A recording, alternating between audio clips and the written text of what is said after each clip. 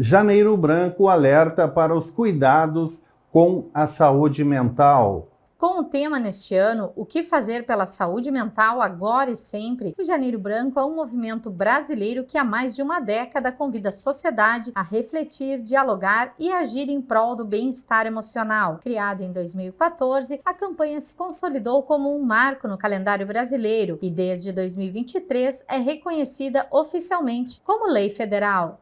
E ela tem o intuito de conscientizar a população sobre a saúde mental, né, como uma forma assim da gente não pensar a saúde mental desassociada da saúde física, né? E assim como a gente pensa, né, em fazer nossos exames de rotina, ginecológicos, enfim, lado com o clínico, a gente também teria que pensar sobre a nossa saúde mental. E janeiro, branco, né? O branco por si só já diz que é a possibilidade de a gente pensar como o início de um ano, né? Aquelas resoluções de final de ano que a gente pensa nas nossas metas. Então a ideia é que a gente possa ter um momento, né, para refletir, né, sobre o que a gente quer realizar, né, concretizar no ano que está surgindo agora, né? Nos últimos anos, quais as principais doenças mentais que vêm sendo identificadas em Gramado? Olha, Laura, eu poderia te colocar assim, ó, que 2024 foi um ano bem desafiador, né? E nós tivemos atendimento em saúde mental, foram 18 mil atendimentos, né? Considerando uma população de 42 mil habitantes, né? Quase 50%, um pouco menos, né? Mas são muitos atendimentos, né? E o que a gente tem mais, assim, predomínio, né? Que é a ansiedade, né?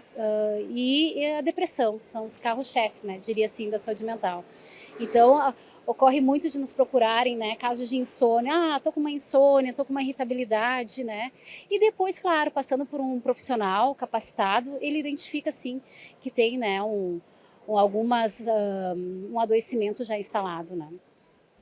Vocês notaram que os eventos climáticos de 2024 ocasionaram um aumento dos casos?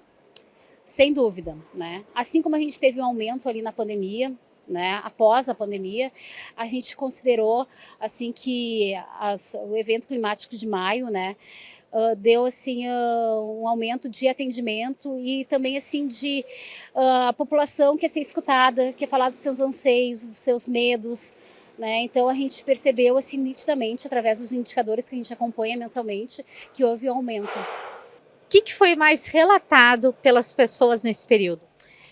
Laura, eu poderia te colocar assim, ó, que a imprevisibilidade, né, isso assim, ó, o que nos deixa confortáveis, tranquilos, né, é a gente saber que a gente vai chegar em casa, que a gente tem uma rotina, né, e diante a situação climática, assim, a gente passou por um momento que a gente não ficou instável, né? Então, assim, imprevisível, a gente não sabia o que iria acontecer, quando queria, assim como a pandemia, né, que a gente achava que ia acabar, daqui a pouco começava de novo, né? A questão climática é isso, né? Ela pode nos atingir a qualquer momento, então isso de trabalhar com a incerteza, né? O que vai acontecer? Será que se chover novamente em Gramado, vai ter deslizamento, não vai ter?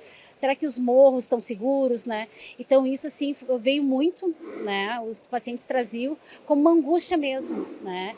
E isso atrapalha o cotidiano, porque assim a pessoa tem que trabalhar, os estudantes têm que estudar e isso de certa forma vai tomando conta, né, assim, das falas das pessoas, né, e vão se alimentando, né. Então, assim, qual foi a nossa dinâmica de atendimento? Foi acolher essa população, né, e acreditar, né, acreditar que tinha, né, um comitê que estava pensando sobre isso, que tinha profissionais, né, porque nesse momento a gente tem que, através da ciência, né, através de quem estuda sobre, né, sobre as terras, então assim, ó, e a comunidade entendeu que bom que era o momento da gente, né, ter mais tranquilidade, ter calma, que tudo que poderia ser visto, revisto, né, encaminhado para aquele momento estava sendo, né. Às vezes é muito difícil identificar que as pessoas estão em sofrimento, né, emocional, mental, principalmente adolescentes e crianças. Quais os principais sintomas de alerta que podem servir de alerta para os familiares? Isso é muito visível, assim, quer ver, ó, porque ele é muito sutil. Né, ele é visível e é sutil, porque se o adoecimento mental, né, ele vai vindo devagarinho, né, e muitas vezes no contexto familiar e até mesmo da escola, muitas vezes não se dá por conta, né? E aqueles, a gente fala que são 3 fatores, Laura, acho que é bem importante trazer para a comunidade, que os profissionais, eles acabam tendo, assim, para poder identificar, né, o quanto de prejuízo está tendo, né, essa criança, adolescente, esse adulto, né, que é a questão da intensidade, né, que esse sintoma está aparecendo, que é a frequência, quanto tempo, né, isso está acontecendo, e a duração. Se é um episódio de uma semana, né, então a intensidade refere da gravidade, né, o quanto isso está impactando, né, suas funções sociais, né, do dia a dia.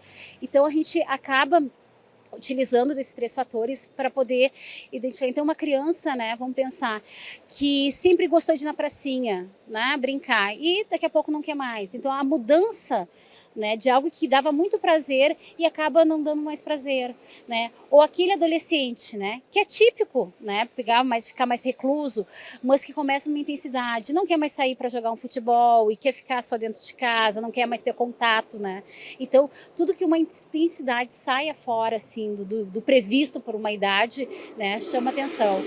Então, assim, ó, se a gente pudesse falar sobre adolescente, vamos pensar, muito diálogo, né, e uma escuta muito atenta, né, de ter em casa um espaço onde as pessoas possam falar, dizer o que os seus anseios, né, então o adolescente pensa muito no futuro, o que eu vou ser, o que vai acontecer, então de ter espaço para isso, né, a gente fala da família ser o acolhimento necessário, né, para esse período de transição que é a adolescência.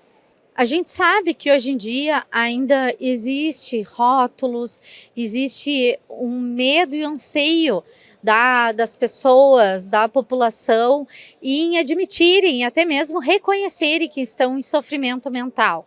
Como que as pessoas, os familiares, podem trabalhar com isso, aqueles que têm um esclarecimento maior a respeito do assunto? Já melhorou muito, né? A gente pode colocar assim, até a gente vê pelos números, assim, hoje em dia as pessoas procuram, né, o serviço de saúde mental. Até então, né, não é coisa para mim, não, e era tudo muito velado, né.